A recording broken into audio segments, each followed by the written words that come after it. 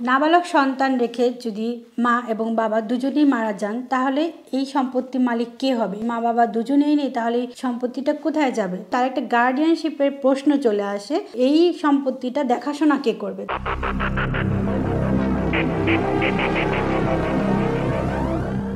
নাবালক সন্তান রেখে যদি মা এবং বাবা দুজনেই মারা যান তাহলে এই সম্পত্তির মালিক কে হবে? এই ধরনের একটা প্রশ্ন থেকে যায় যে মা বাবা দুজনেই নেই, তাহলে এই সম্পত্তিটা কোথায় যাবে? নাবালকের কাছে যাবে না আত্মীয় স্বজনের কাছে চলে যাবে?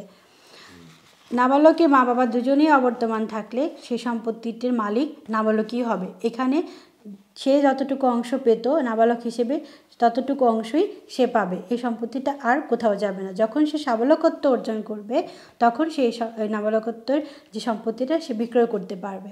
আর এখানে যখন মা বাবা দুজনেই চলে যান তখন তার একটা গার্ডিয়ানশিপের প্রশ্ন চলে আসে যে এই সম্পত্তিটা দেখাশোনা কে করবে? তখন গার্ডিয়ান হিসেবে তার চাচারা আবেদন করতে পারে, আবেদন করে গার্ডিয়ান হিসেবে তার সম্পত্তিটা দেখাশোনা করতে পারে।